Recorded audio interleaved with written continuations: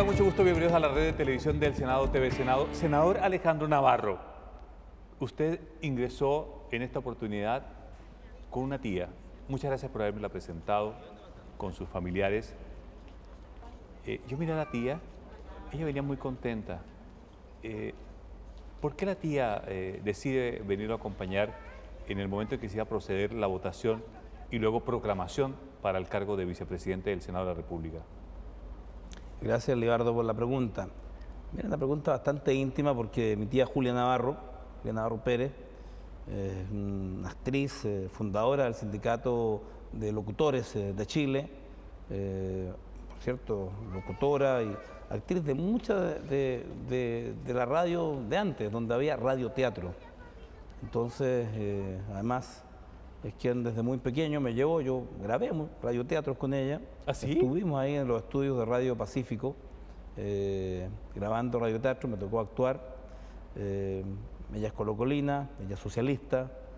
Yo cuando hago un recuento de por qué decidí ser socialista, está el recuerdo de mi tía, la lucha del sindicato de locutores y por cierto la actividad radial, que es una actividad maravillosa desde el radioteatro, porque se recrea a través de la voz, de los estudios, la vida y una historia. Entonces tengo los mejores recuerdos de mi tía Julia, que afortunadamente todavía nos acompaña. Vive ahí en Recoleta, que es el hogar de mi familia desde siempre. Y por cierto, cada vez que hay un evento la invito, porque al igual que las tías y las mamás, está siempre preocupada cuando hay debate, cuando te critican, o cuando yo estaba en la universidad y teníamos que arrancar de carabinero, o sea, no dormía.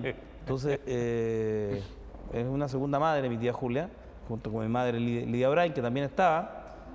Y por cierto, ahí estaban las mujeres de toda mi vida, con mis hijos, con Anita García, viendo este cambio de mando, que más allá de lo simbólico, pues tiene muchos elementos importantes, forma parte también de un elemento que yo valoro, lo político, que es el reconocimiento que el MAS es un partido nacional y de que valió la pena formar un partido de izquierda en Chile, con todos los sacrificios económicos, personales y familiares, porque ahí está la familia que tú has dejado de lado cada día, cada fin de semana, por el objetivo político. Cuando te preguntan, bueno, y todo este sacrificio, me dice Janito, ¿para qué?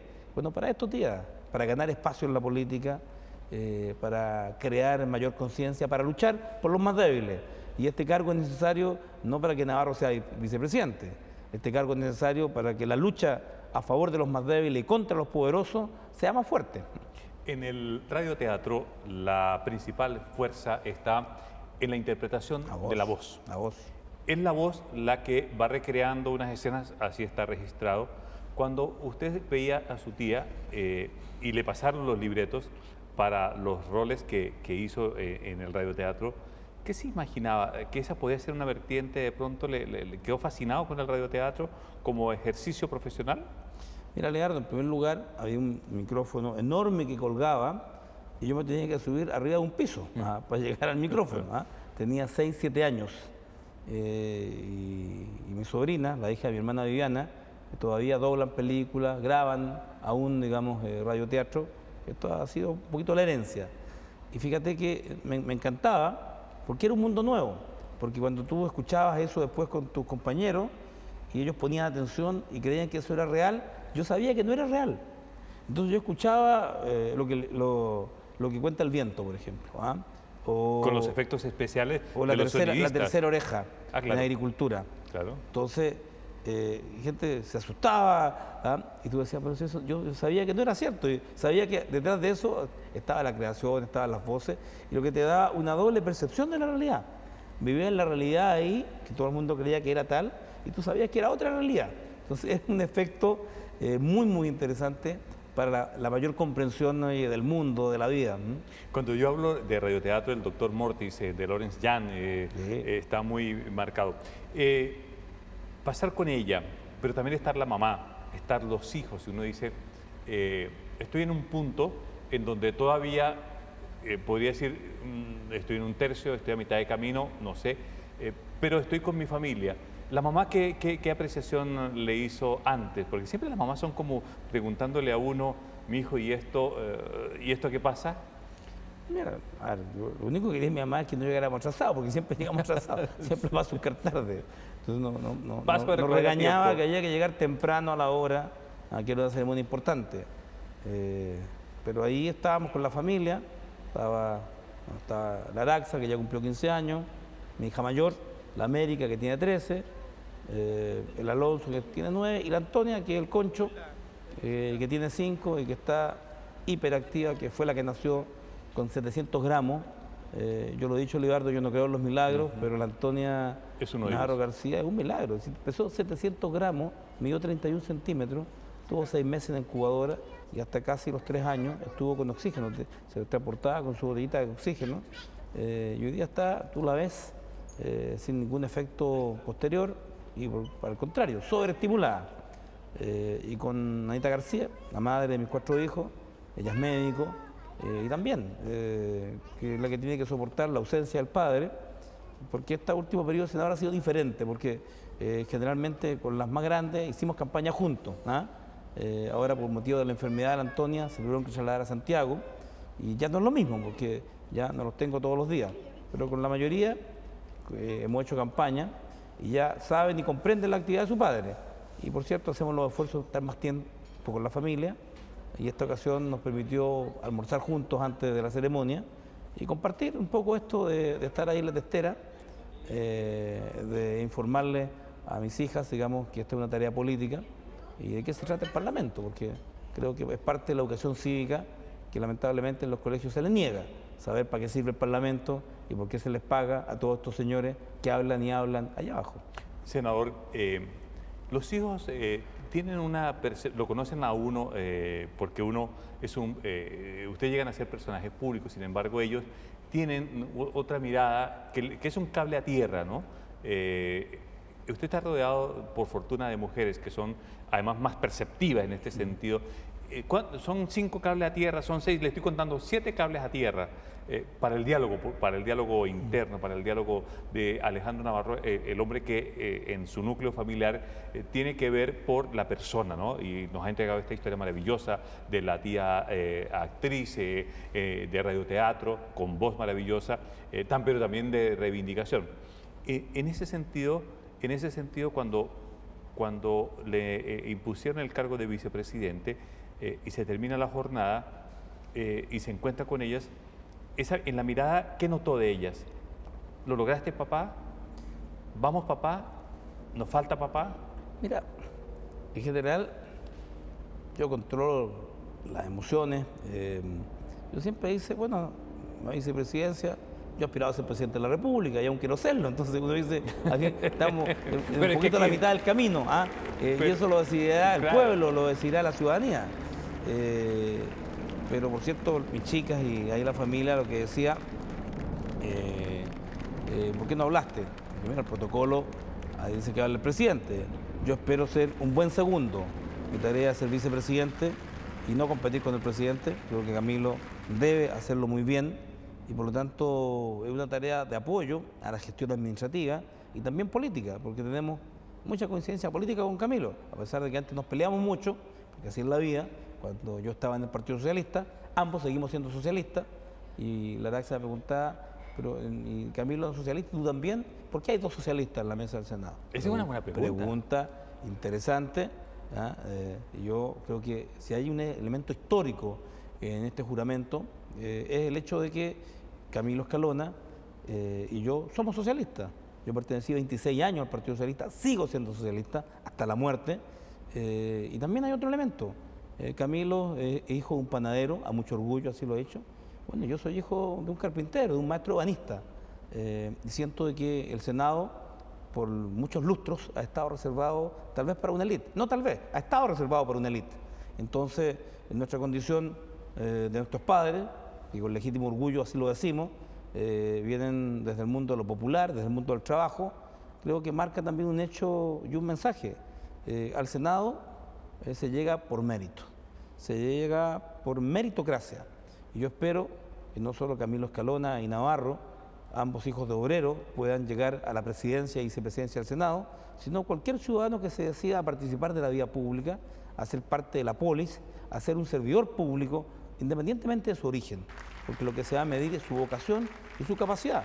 Entonces, yo espero que el Congreso también se abra a todos los sectores. Y eso es una tarea no resuelta, ¿no? Porque hoy día seguimos con un mecanismo que solo permite que unos pocos escogidos lleguen al Parlamento.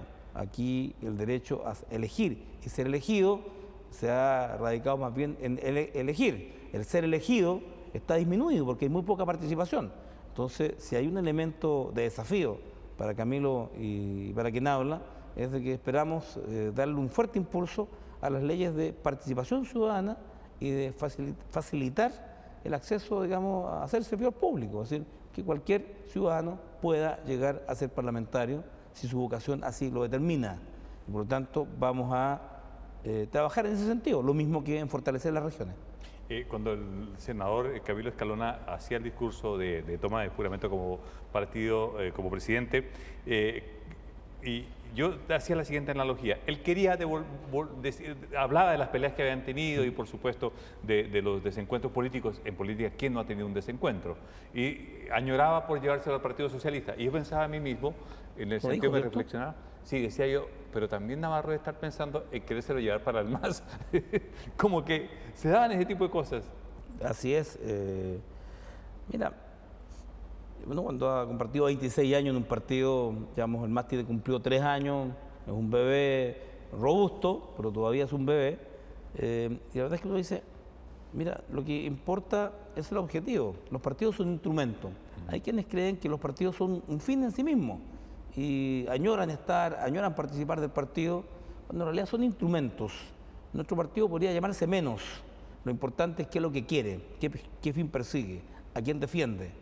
Y por tanto, un instrumento al servicio de la sociedad y particularmente de los más desvalidos. Entonces, vamos a seguir trabajando con el Partido Socialista. Yo estoy porque hay un frente amplio de oposición y que nos acerquemos más a la ciudadanía. Ojalá que podamos ir con las comisiones mucho más a terreno a las regiones, que acerquemos el debate legislativo, y eso ha sido parte de lo que hemos conversado con Camilo y esperamos poder realizarlo.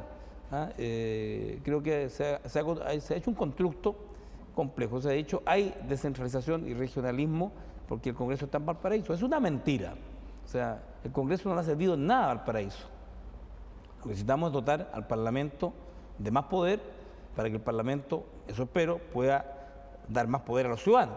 Nueva Constitución ahora, si uno pudiera resumir a lo que aspira desde este ámbito, porque hemos... ¿Pero nueva Constitución para qué? Nueva Constitución... Porque uno tiene ideas de que... Para transformar... Mira, Libardo, la gente salió a las calles, marchó. Yo tengo jóvenes que perdieron el año. Que usted decenas es un de jóvenes. en marcha, senador.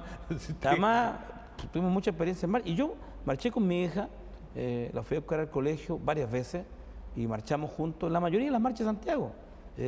Cientos de miles en las calles y no cambió nada, fíjate. Mira, no cambió nada. ¿Qué otra la pregunta que mi hija me hacen? Bueno, papá, marchamos, ¿y qué pasó?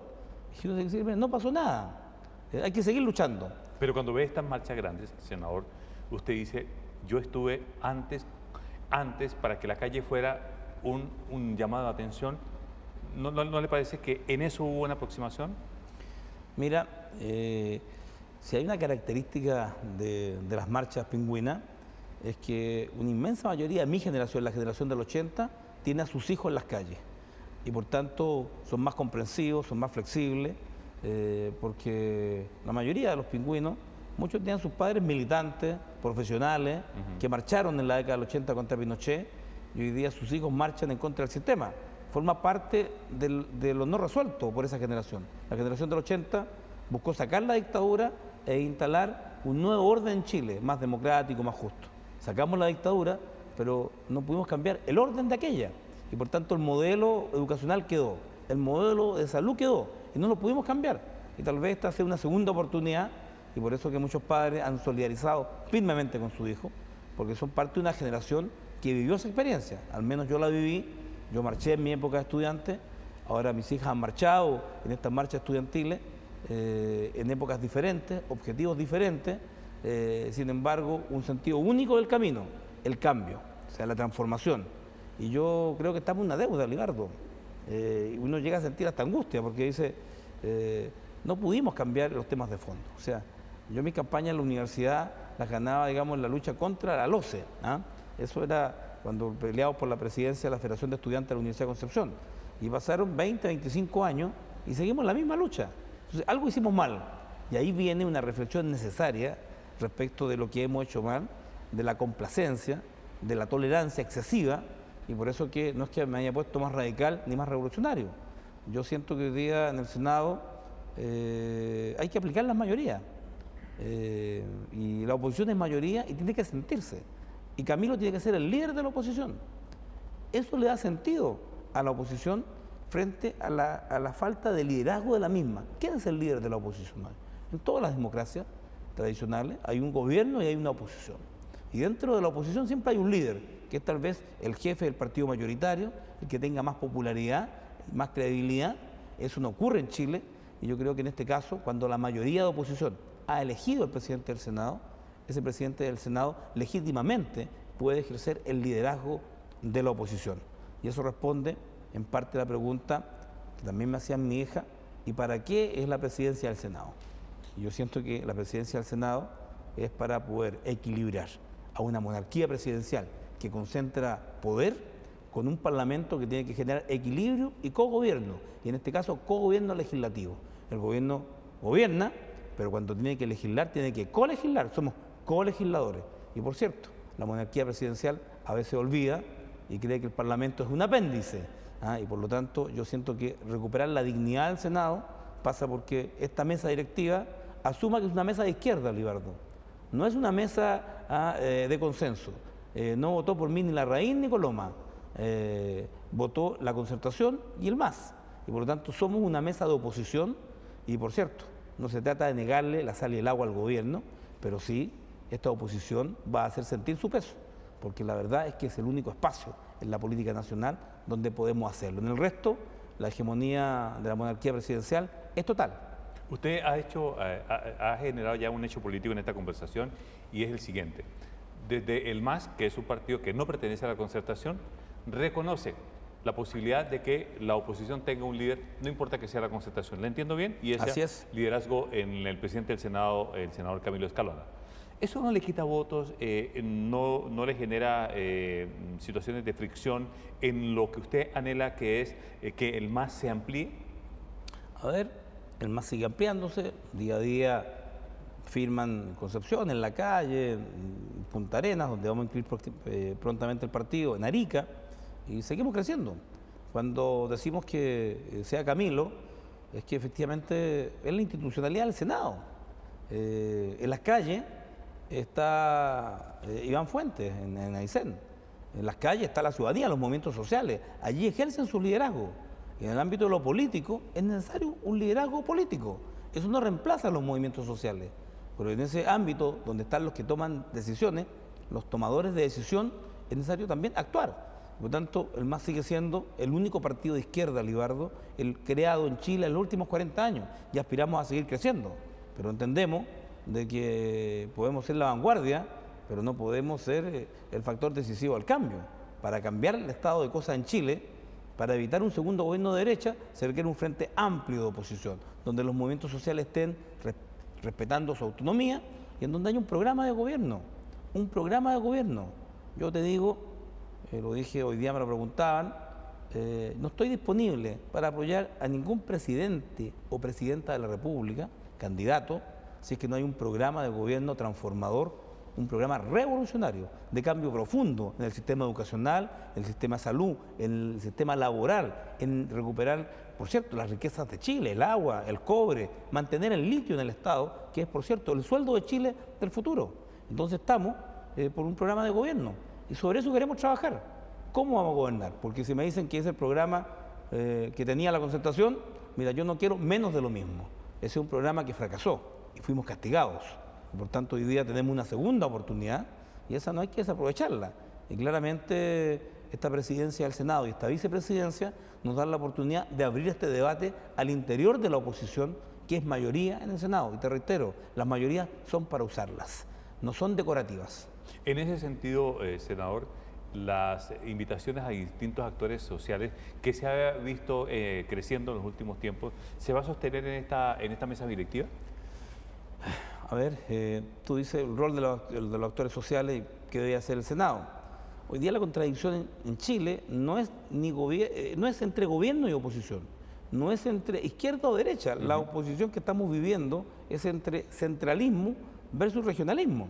Y por lo tanto, este ascenso de los movimientos sociales y el rol de las regiones nos lleva a una visión diferente sobre las prioridades que debemos tener. Yo quiero Ñuble región, por ejemplo. En la región del Biobío, Ñuble merece y debe ser región. Y particularmente entonces el rol nuestro, mira, no es conducir el proceso de Ñuble región, ahí hay dirigentes muy valiosos, pero hay que apoyar desde el Parlamento para que el proyecto se presente y se debata. O sea, hay que asumir los roles, no intentando reemplazar a los actores sociales. Si aquí hay algún parlamentario que quiere marchar y liderar los movimientos sociales, se equivoca. Allí hay dirigentes capaces que lo están haciendo. Aquí lo que se nos pide es que trabajemos más y mejor, y que nos atrevamos a desafiar al gobierno. Porque si este gobierno, como lo ha hecho hasta ahora, y se lo hemos dicho al ministro Larroulet, opera con la urgencia y pretende someter al Senado, o pretende comprar votos, como lo ha hecho, con el caso de la ley de presupuesto del año pasado, Marinovich, Velasco y Alinco, que al final, digámoslo francamente, vendieron su voto para que el gobierno tuviera mayoría para aprobar un presupuesto, traicionando una voluntad nacional de que ese presupuesto debía contener aportes importantes para mejorar la educación pública. Y el gobierno se salió con la suya comprando votos. Entonces, lo que yo digo, este es un gobierno cuyo diálogo, por cierto, se da en la mesa de trabajo, pero también es un gobierno que debe entender que ha hecho y ha señalado que la única manera de convencerlo es hacer lo que hicieron en Aysén, es decir, salir a las calles. Y hay una nueva contradicción. Este es un gobierno que dice que no dialoga con bloqueo de calles, con neumáticos en las carreteras. Entonces yo digo, en Arauco, entonces tienen que escuchar a los alcaldes, escuchar a los movimientos sociales antes de que se produzca la explosión social. Y cuando hacemos ese esfuerzo y convocamos a los alcaldes, se nos dice que la izquierda está conspirando contra el gobierno. Entonces yo digo, bueno, si no quieren dialogar porque hay bloqueo de calles y hay barricadas, tienen que hacerlo cuando no la haya. Entonces, una vez más, le he dicho al ministro Gimpeter, bueno, nosotros parecemos asesores del gobierno, porque lo que estamos haciendo es ordenar los movimientos sociales, ordenar las demandas para que haya diálogo de verdad y ese diálogo se transforme en propuestas legislativas sin necesidad de 300 carabineros desembarcados en Puerto Cisne, sin necesidad de toma de puentes, sino que a través de un diálogo en donde reine racionalidad y anticipación. Si eso no es así, va a haber movilización y no nos vamos a restar a la movilización, Libardo, porque tal como lo falló el Tribunal Constitucional, te lo recuerdo, te lo conté una vez, la Constitución dice que los parlamentarios legislan y fiscalizan, pero el Tribunal Constitucional, a propósito de la acusación que se hizo en mi contra, dijo, no, hay una tercera condición, legislan, fiscalizan, pero también representan, y por lo tanto los parlamentarios pueden participar y apoyar las demandas ciudadanas dentro del marco de la ley. Entonces podemos participar en marchas que estén autorizadas, podemos hacer acciones de movilización dentro del marco de la ley y la propia Constitución, y no quedarnos de brazos cruzados mientras los movimientos sociales están en la calle. Yo por eso que estoy entusiasmado de que en definitiva, a propósito de este surgimiento regional, de verdad tengamos un cambio de mayor poder a las regiones, de verdad tengamos las reformas constitucionales de elección de directa de los consejeros regionales y lo que sería extraordinario, elección de los intendentes de manera directa. Y dejar la dedocracia, porque está claro que la intendenta de Aysén no tenía nada que hacer, o sea, no tenía ni poder ni capacidad, y parte importante de los hechos son de su responsabilidad. Yo creo que ella la van a sacar, y en buena hora, porque en definitiva el representante, el presidente de la República en Aysén, fracasó en su gestión, y fracasó porque estos nombramientos son del amiguismo más puro, no se nombra al mejor, se nombra al más amigo para que, comillas, te cuiden sus intereses, y está claro que después de Aysén el presidente lo va a pensar dos veces a los intendentes que nombra, porque no basta ser amigo, hay que tener capacidad política, y por tanto los vilipendiados operadores políticos van a regresar en gloria y majestad. Sí, le han echado de menos. Senador, ¿se sienten observados como mesa directiva? Porque el país los ha recibido bien. Uno mira los artículos de opinión, uno mira los especialistas, los analistas, los han recibido bien, les han publicado los discursos, hay una mirada bastante, digo yo, dicen, veremos cómo actúan.